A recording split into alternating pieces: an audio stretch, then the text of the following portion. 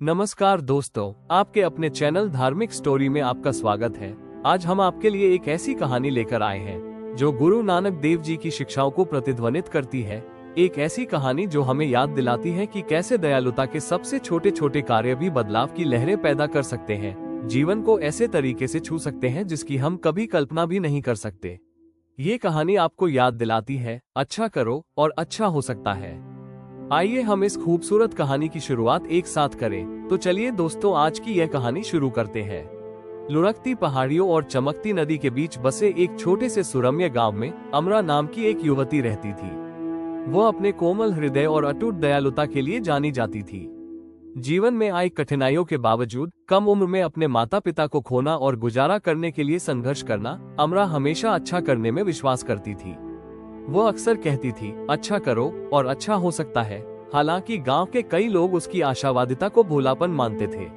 एक ठंडी शरद ऋतु की सुबह जब अमरा ताजे तोड़े गए सेबों की टोकरी लेकर बाजार जा रही थी तो उसने सड़क के किनारे एक बूढ़े आदमी को बैठे देखा। उसके कपड़े फटे हुए थे और उसका चेहरा समय और कठिनाई से झुलसा हुआ था। वो थका हुआ लग रहा था, मानो दुनिया का भार उसके कंधों पर टिका हो। अमरा एक गर्मजोशी भरी मुस्कान के साथ उसके पास गई। सुप्रभात सर, क्या आप एक सेब लेंगे? वे मेरे बगीचे से ताजा है। बूढ़े आदमी ने ऊपर देखा, उसकी आंखें आश्चर्य और कृतज्ञता से भरी हुई थीं। धन्यवाद प्यारे बच्चे, तुम बहुत दयालु हो। जैसे ही उसने सेब को काटा, अमारा ने देखा कि उसके हाथ कांप रहे थे। क्या आप ठीक हैं सर? क्या आपको मदद की जरूरत है? बूढ़े आदमी ने आह भरी। मैं बस एक यात्री हूँ जो यहाँ से गुजर रहा हूँ। मैं कई दिनों से चल रहा हूँ और मुझे डर है कि मैं अपना रास्ता भूल गया हूँ। अमारा का दिल उसके लिए दुख रहा था। कृपया मेरे घर आएं। आप आराम कर सकते हैं और गर्म खाना खा सकते हैं। बूढ़ा आदमी हिचकिचाया। मैं बोझ नहीं बनना चाहता। बकवास, अमारा ने दृढ़ता से कहा। ये बिल्कुल भी बोझ नहीं है। आओ, मैं तुम्हारी मदद करती हूँ। अमारा बूढ़े आदमी को अपनी साधारण झोपड़ी में ले गई, जहां उसने सब्जी के स्टू और ताजी रोटी का एक सादा लेकिन हार्दिक भोजन तैयार किया। जब वे खा रहे थे, बूढ़े आदमी ने अपनी यात्राओं की कहानियां साझा की, दूर दूर की जमीनों और रास्ते में मिले लोगों के बारे में बात की। अमारा उसकी कहानियों से मंत्रमुग्ध होकर ध्यान से सुन रही थी। भोजन के बाद बूढ़े आदमी ने उसे बहुत धन्यवाद दिया।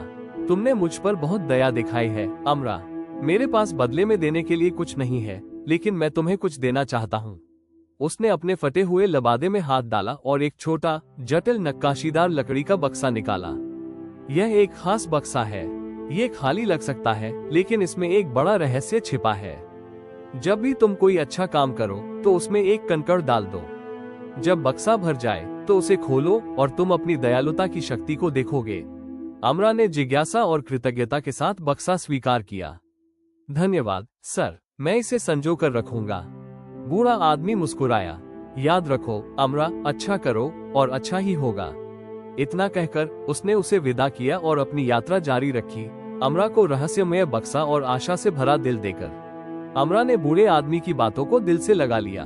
वो हर दिन दयालुता के छोटे छोटे काम करने लगी, चाहे वे कितने भी तुच्छ क्यों न लगे। उसने एक बुजुर्ग पड़ोसी को जलाओ लकड़ी धोने में मदद की, एक भूखे बच्चे को फल का एक टुकड़ा दिया और यहाँ तक कि गांव की एक छोटी लड़की के फटे हुए कपड़े भी सिल दिए। जब भी वो कोई अच्छा काम करती तो लकड़ी के बक्से में एक कंकड़ डाल देती। धीरे धीरे लेकिन निश्चित रूप से बक्सा भरने लगा। अमारा को अपने कामों में खुशी मिलती थी, इसलिए नहीं कि उसे बदले में कुछ मिलने की उम्मीद थी, बल्कि इसलिए कि उसे दयालुता की शक्ति पर विश्वास था। एक दिन जब वो गांव से गुजर रही थी तो उसने नदी के पास एक हलचल देखी। बच्चों का एक समूह इकट्ठा था जो चिल्ला रहे थे और पानी की ओर इशारा कर रहे थे। अमारा ये देखने के लिए दौड़ी कि क्या हो रहा है। एक छोटा लड़का नदी में गिर गया था और तैरने के लिए संघर्ष कर रहा था। बिना कुछ सोचे समझे अमारा ठंडे पानी में कूद गई और उसकी ओर तैरने लगी। वो तेज बहाव के बावजूद लड़के को पकड़ने और उसे सुरक्षित निकालने में कामयाब रही। लड़के की माँ, जिसके चेहरे पर आंसू बह रहे थे, ने अमारा को कसकर गले लगा लिया। धन्यवाद धन्यवाद, तुमने मेरे बेटे की जान बचाई। अमारा मुस्कुराई। उसके अपने कपड़े भीगे हुए थे और ठंड से कांप रहे थे। मुझे बस खुशी है कि वो सुरक्षित है। उस शाम जब उसने बॉक्स में एक कंकड़ रखा तो उसे संतुष्टि का एहसास हुआ। उसने किसी के जीवन में बदलाव किया था और उसे बस इतना ही इनाम चाहिए था। हफ्ते महीनों में बदल गए और बॉक्स लगभग भर गया। अमारा ने अपनी दयालुता जारी रखी, हर कंकड़ के साथ उसका दिल हल्का होता जा रहा था। ग्रामीणों ने उसकी निस्वार्थता को नोटिस करना शुरू कर दिया और कई लोग उसके उदाहरण से प्रेरित हुए। एक बार खारिज करने वाले ग्रामीण अब अमारा की प्रशंसा और सम्मान के साथ बात करते थे। एक शाम जब सूरज क्षितिज से नीचे डूब गया, अमारा ने बॉक्स में आखिरी कंकड़ रखा।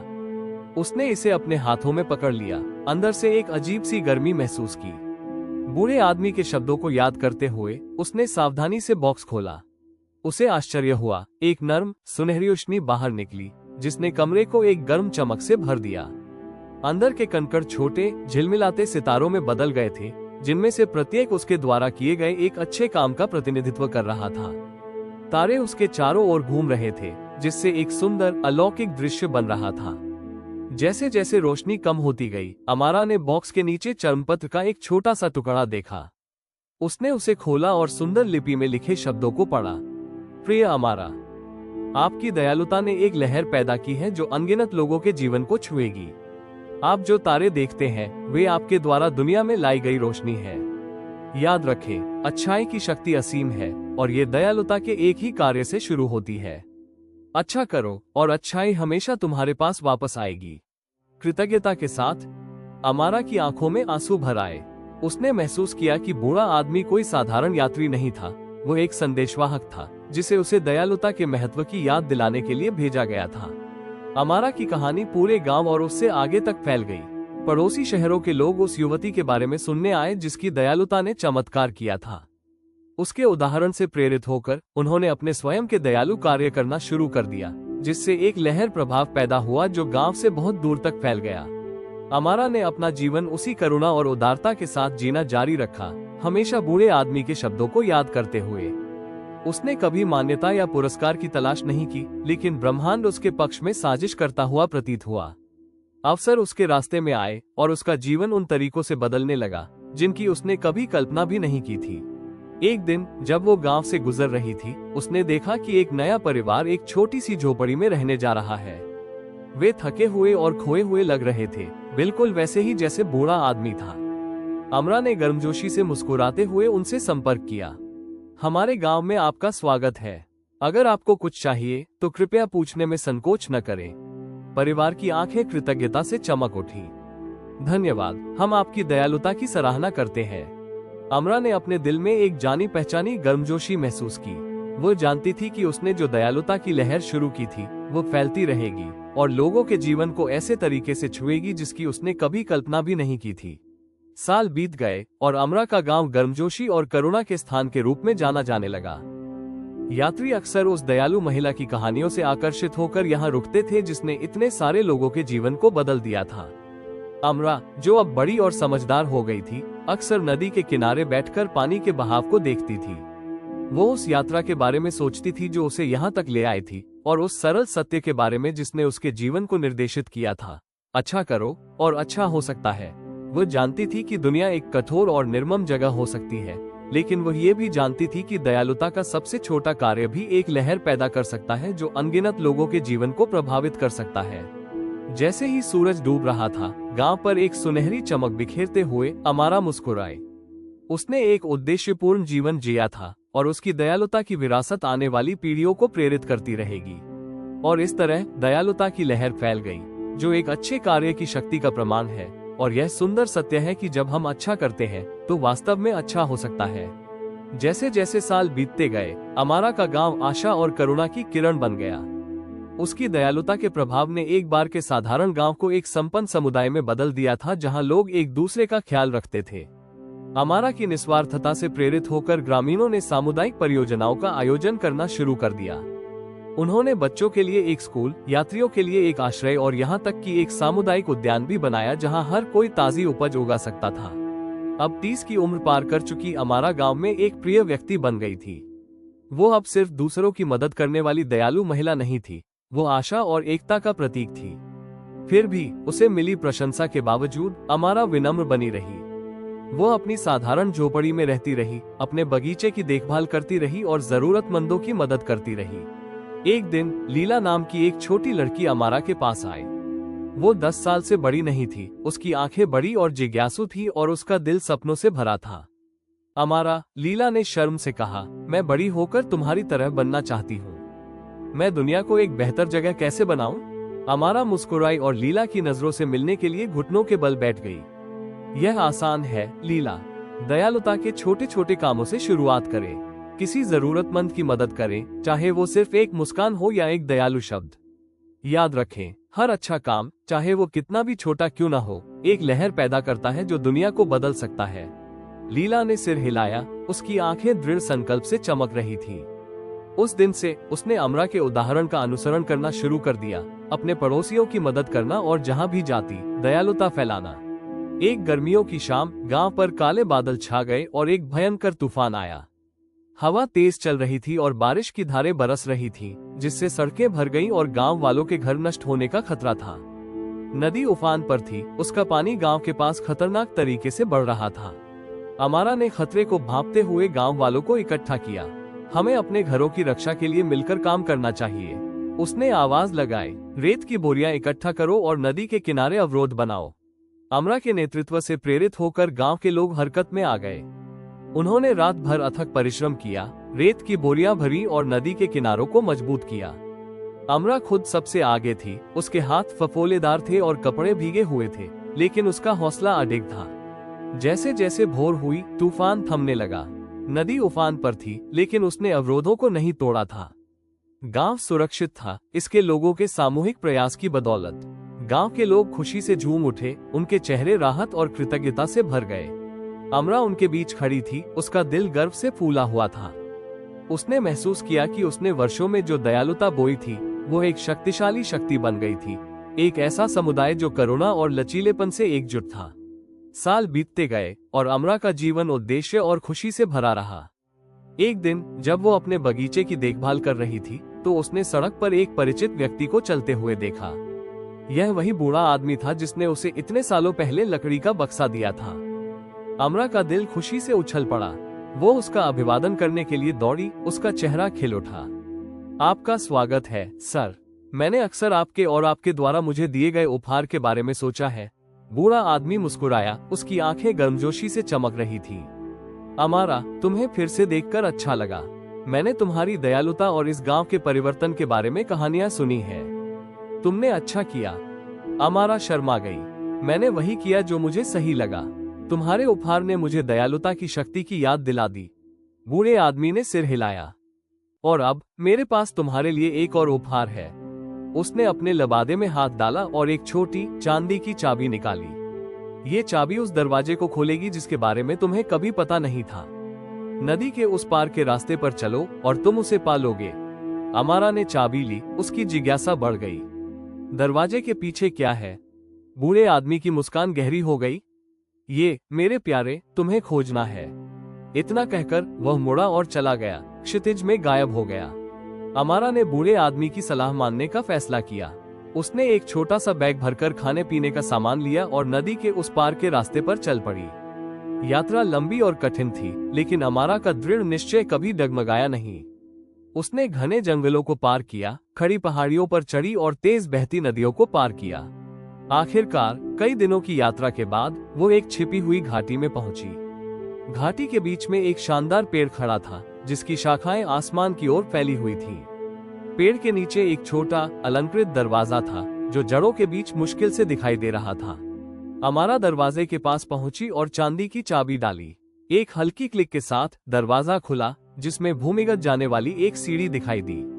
वो सीढ़ियों से नीचे उतरी, उसका दिल प्रत्याशा से धड़क रहा था। सीढ़ियों के नीचे उसने खुद को एक विशाल चमकती हुई गुफा में पाया। दीवारें क्रिस्टल से सजी हुई थी, जो एक नर्म सुनहरी रोशनी उत्सर्जित कर रही थी। गुफा के केंद्र में पानी का एक कुंड था, जिसकी सतह बिल्कुल शांत थी। अमारा ने तालाब के पास घुटने टेके और उसकी गहराई में झांका। उसे आश्चर्य हुआ जब उसने उन लोगों के दर्शन देखे जिनकी उसने वर्षों से मदद की थी। सड़क के किनारे बूढ़ा आदमी, वो लड़का जिसे उसने नदी से बचाया था, छोटी लड़की लीला और अनगिनत अन्य। प्रत्येक दर्शन के साथ गर्मजोशी और कृतज्ञता की भावना थी। जैसे जैसे वो देखती गई, दर्शन बदलने लगे। उसने अपनी दयालुता का प्रभाव देखा। जिन लोगों की उसने मदद की थी, वे बदले में दूसरों की मदद कर रहे थे, जिससे दुनिया भर में अच्छाई की एक श्रृंखला बन गई। अमारा को एहसास हुआ कि तालाब उसे उसके कार्यों का असली प्रभाव दिखा रहा था। दयालुता का हर कार्य, चाहे वो कितना भी छोटा क्यों ना हो, एक लहर पैदा करता था जिसने अनगिनत लोगों के जीवन को प्रभावित किया। अमारा एक नए उद्देश्य के साथ गांव लौटी। उसने अपने अनुभव गांव वालों के साथ साझा किए, उन्हें दयालुता और करुणा फैलाना जारी रखने के लिए प्रेरित किया। गांव यात्रियों के लिए एक अभयारण्य बन गया, एक ऐसी जगह जहां जरूरतमंद कोई भी व्यक्ति मदद और उम्मीद पा सकता था। अब एक युवा महिला लीला ने गांव में नेतृत्व की भूमिका निभाई। उसने सामुदायिक परियोजनाओं का आयोजन किया, बच्चों को दयालुता का मूल्य सिखाया और सुनिश्चित किया कि अमरा की विरासत जीवित रहे। अब अपने बुढ़ापे में अमरा ने अपने दिन शांत संतोष में बिताए। वो अक्सर नदी के किनारे बैठती, पानी के बहाव को देखती और उस यात्रा के बारे में सोचती जो उसे यहाँ तक ले आए।